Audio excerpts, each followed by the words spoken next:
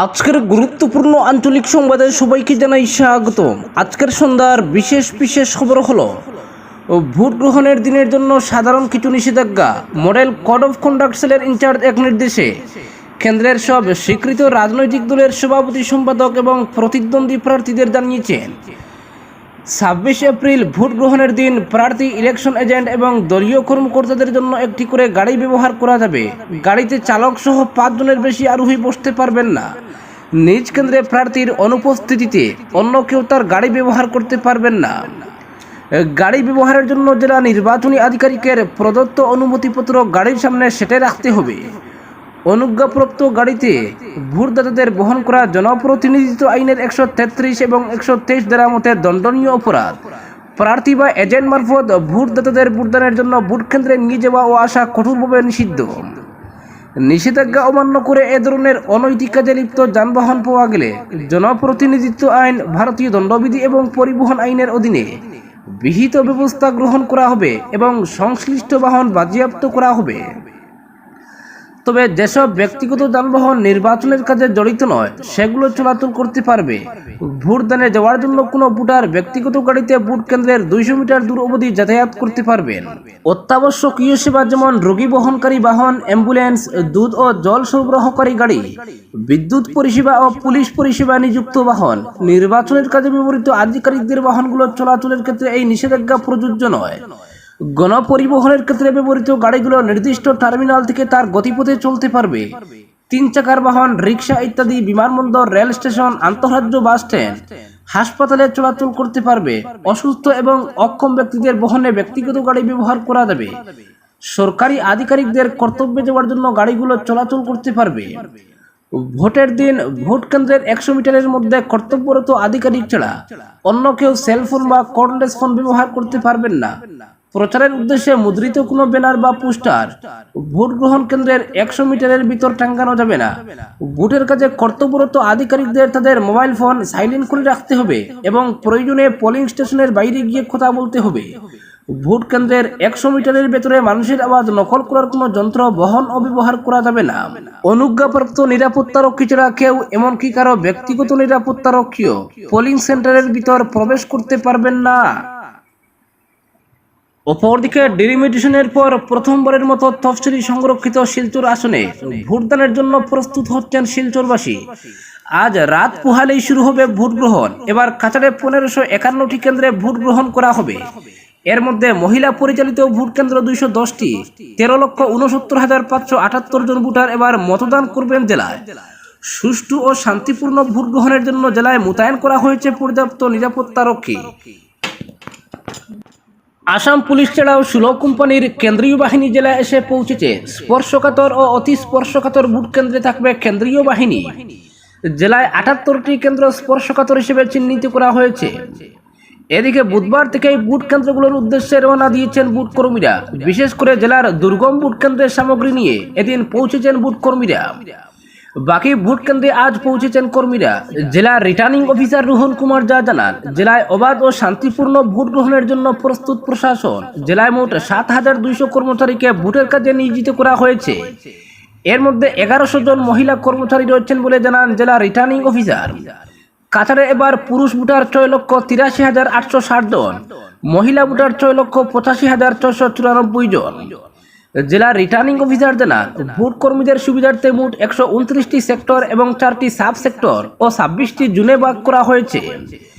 জেলায় 210টি মহিলা পরিচালিত ভোট গ্রহণ কেন্দ্র রয়েছে। ভোট গ্রহণ কেন্দ্র মোট 1551টি। এর মধ্যে 16টি মডেল পোলিং স্টেশন ও 852টি ওয়েবকাস্টিং পোলিং স্টেশন করা হয়েছে। বুধবার জেলার দুর্গম অঞ্চলের 610টি কেন্দ্রে ইভিএম ও ভোট সামগ্রী নিয়ে কর্মীরা পৌঁছেছেন। আজ বাকি 941 ভোট কেন্দ্রে কর্মীরা রওনা দিয়েছেন।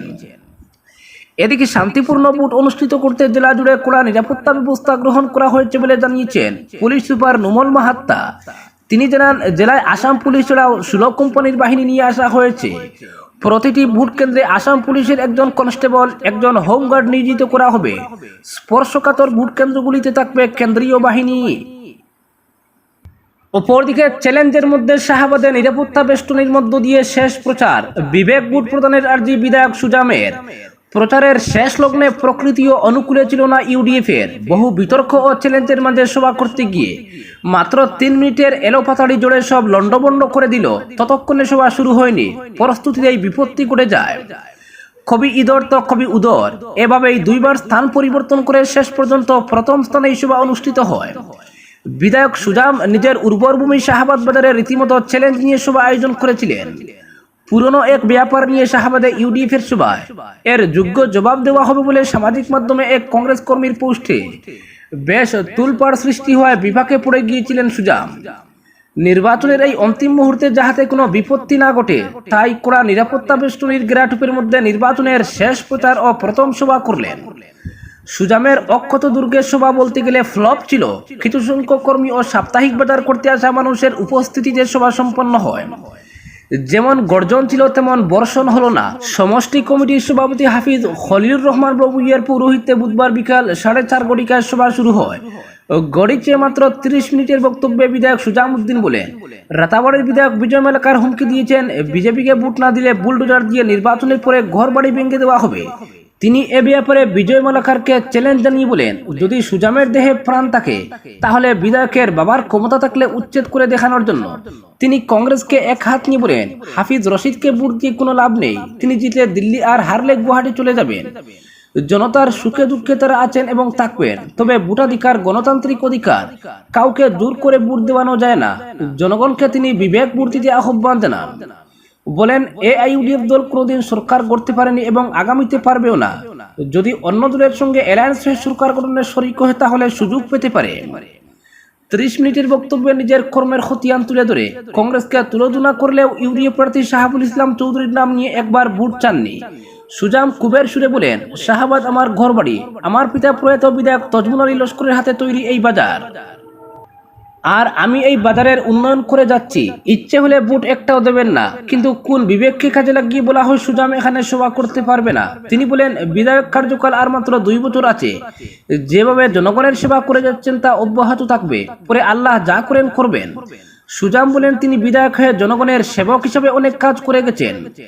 কাটলিচুড়া সমষ্টির 50% রিজার্ভ ফরেস্ট এলাকা থাকা সত্ত্বেও উচ্ছেদ হয়নি। আসামের বিভিন্ন স্থানের সঙ্গে বরাকের পাতারকান্দি ও দলাই সমষ্টিতে উচ্ছেদ হয়েছে। দলাই সমষ্টিতে উচ্ছেদে মসজিদ ভেঙে দেওয়া হয়েছে, অথচ কাটলিচুড়ার অধিকাংশ এলাকা রিজার্ভ ফরেস্টের অধীনে রয়েছে, যেখানে 40% মুসলিম ও 60% হিন্দু মানুষের বসবাস রয়েছে। তিনি এ ব্যাপার নিয়ে মুখ্যমন্ত্রীর সঙ্গে দেখা করে দাবি জানিয়েছিলেন, যদি উচ্ছেদ করা হয় 100% করতে হবে। শুধু মুসলিম সম্প্রদায় দেখে দেখে উচ্ছেদ করলে তিনি প্রথম জেসিবির নিচে শুয়ে পড়বেন, যার ফলে তার 8 বছরের কার্যকালে এখনো কোনো উচ্ছেদ হয়নি কাটলিচুড়া সমষ্টিতে। ডিলিমিটেশনের জন্য কংগ্রেসকে দায়ী করে বলেন, যদি কংগ্রেস শাসনে ডিলিমিটেশন হয়ে যেত আজ বিজেপি এই অগণতান্ত্রিক ডিলিমিটেশনের সুযোগ পেত না। তিনি বলেন, তার নেতৃত্বে এখনো অনেক ভোট আছে ইউডিএফের। তিনি জনগণের হয়ে কাজ করে যাচ্ছেন এবং যাবেন, সুতরাং তাকে ছুড়ে ফেলার আগে একটু বিবেচনা করে দেখার আহ্বান জানান। তিনি বলেন, দোষে গুণে মানুষ, তারও নিজের ভুল থাকতে পারে, তাই সবার কাছে ক্ষমা প্রার্থনা করেন তিনি। অপরদিকে বিরোধীদের তীব্র চ্যালেঞ্জ ছুড়ে দিয়ে লোকসভা নির্বাচনের প্রচারের অন্তিম দিনে বিশাল বাইক র্যালি করল বিজেপি। এর নেতৃত্বে ছিলেন জেলা সভাপতি সুব্রত ভট্টাচার্য এবং বিধায়ক কৃষ্ণেন্দু পাল।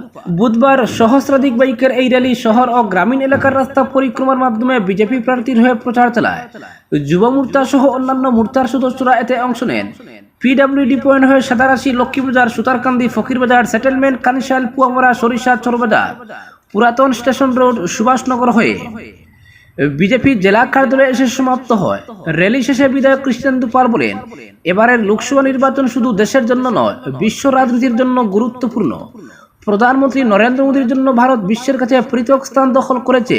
তিনি বলেন, ভারতকে উন্নত এবং শক্তিধর রাষ্ট্র হিসেবে প্রতিষ্ঠিত করতে প্রধানমন্ত্রী পদে নরেন্দ্র মোদীকে আসীন করা অত্যন্ত জরুরি, আর সেদিকে লক্ষ্য রেখেই জনগণ মতদান করবেন। তিনি বলেন, করিমগঞ্জ লোকসভা আসনে দলীয় প্রার্থী কৃপানাথ মালা ফের জয়ী হবেন। বিকাশ যাত্রাকে এগিয়ে নিয়ে যেতে বিজেপির সরকার জরুরি, আর এবার 400-র বেশি সাংসদ নিয়ে সরকার গঠন করবেন নরেন্দ্র মোদী। তিনি বলেন, কংগ্রেস ভুয়ো প্রতিশ্রুতি ও ভোট ব্যাংকের রাজনীতি করেছে এতদিন, আর এখন মানুষ দেখছেন প্রধানমন্ত্রী মোদীর নেতৃত্বে প্রতিশ্রুতি পালন এবং দায়বদ্ধতার রাজনীতি। বলেন, বিজেপি কখনো ভোট ব্যাংকের রাজনীতিতে বিশ্বাস করে না। আর এজন্যই গোটা দেশ এখন বিজেপির সঙ্গে। তিনি দলকে আরো শক্তিশালী করে তোলার জন্য সকলের প্রতি আহ্বান জানান। জেলা সভাপতি সুব্রত বলেন, করিমগঞ্জে লক্ষাধিক ভোটে জয়ী হবেন দলীয় প্রার্থী। বলেন, উজ্জ্বলা যোজনা, কৃষক সম্মান নিধি, মুদ্রা লোন, জনধন যোজনা, অরুণোদয় প্রকল্প সহ বিভিন্ন জনহিতকর প্রকল্প চালু করে বিজেপি সরকার এক বিপ্লবের সূচনা করেছে। এর থেকে সরাসরি উপকৃত হচ্ছেন জনগণ। বলেন, এবার সব সম্প্রদায়ের ভোট পাবে বিজেপি। সুব্রত ও কৃষ্ণেন্দু দৃঢ়তার সঙ্গে জানান, করিমগঞ্জের দলীয় প্রার্থী জয়ী হয়ে ফের সংসদে প্রতিনিধিত্ব করবেন। অপরদিকে হাফিজ রশিদের জয় নিয়ে আশাবাদী দলীয় নেতৃত্ব। করিমগঞ্জের শহর ব্লক কংগ্রেসের পথসভা বুধবার বিকেলে শেষ হয়েছে প্রকাশ্যে নির্বাচনী প্রচার। এখন থেকে ঘরে ঘরে প্রচারে নেমেছে সবকটি দল। বুধবার প্রচারের শেষ দিনে করিমগঞ্জ শহরে স্ট্রিট কর্নারিং বা পথসভা করে শহর ব্লক কংগ্রেস। পথসভাগুলোতে মূলত বিজেপি সরকারের নেতিবাচক দিকগুলো তুলে ধরা হয়। জনাকৈক আইনজীবী সহ শহর ব্লকের নেতারা কেন্দ্র ও রাজ্য সরকারের তীর্যক সমালোচনা করে বলেন, এবার জনগণ হাত চিহ্নকেই সমর্থন করবেন। বিশিষ্ট আইনজীবী হাফিজ রশিদ আহমেদ চৌধুরী বিজেপি প্রার্থীকে পরাস্ত করে জয়ী হবেন। তারা ইউডিএফকে অবশ্য প্রতিদ্বন্দ্বী হিসেবে ধরছেন না। প্রহর রোদে পথসভাগুলিতে অনেক মানুষগুলো জড়ো হতে দেখা গেছে। বক্তারা বলেন, এবার জনগণ পরিবর্তনের পক্ষে বিজেপির উপর বিশ্বাস হারিয়ে ফেলেছেন। ফলে কংগ্রেস প্রার্থী বিশাল ব্যবধানে জয়ী হবেন। বক্তব্য রাখেন শহর কংগ্রেস সভাপতি তাপস পুরকায়স্থ, আইনজীবীদের মধ্যে জ্যোতিষ পুরকায়স্থ, আতিকুল বাড়ি চৌধুরী শিশির দে, আব্দুল হাসনাত চৌধুরী, রীনা দাস। এছাড়াও বক্তব্য রাখেন সন্দীপ নন্দী, শুভম দাস, অনুরাগ দত্ত, বিকিকুড়ি, রানা আচার্য, শুভজিৎ চক্রবর্তী। ব্লক কংগ্রেসের এই কার্যসূচিতে কংগ্রেসের সবকটি শাখা অংশগ্রহণ করে। এদিন জনগণের আশীর্বাদে প্রার্থী হাফিজ রশিদ আহমেদ চৌধুরী বিপুল ভোটে জয়ী হবেন বলে দাবি করেছে জেলা কংগ্রেসের সাধারণ সম্পাদক সুব্রত দেব। তিনি বলেন, এবার এখানে বিজেপি ইউডিএফকে অনেক দূরে চুড়ে ফেলে দেবেন গণদেবতারা। বলেন, বিজেপির উপর জনগণ বীতশ্রদ্ধ, এর জবাব মিলবে ইভিএমে। জেলা কংগ্রেসের সাধারণ সম্পাদক শাহাদত আহমেদ চৌধুরী বলেন, ডিলিমিটেশন অনুযায়ী 6টি বিধানসভা কেন্দ্রে লিড নিয়ে এগোবেন কংগ্রেস প্রার্থী। দলের প্রতিজন কর্মী প্রচারে ঝাঁপিয়ে পড়েছেন। শাহাদত বলেন, লোকসভা কেন্দ্র অনেক বড় থাকার দরুন অনেক জায়গায় প্রার্থী যেতে পারেননি। তবে তার পরিবর্তে দলের নেতাকর্মীরা সেসব জায়গায় উপস্থিত হয়ে জনগণের আশীর্বাদ কামনা করেছেন। আর বিজয়ী হয়ে প্রার্থী প্রতিটি জায়গায় গিয়ে মানুষের সঙ্গে ব্যক্তিগতভাবে সাক্ষাৎ করবেন।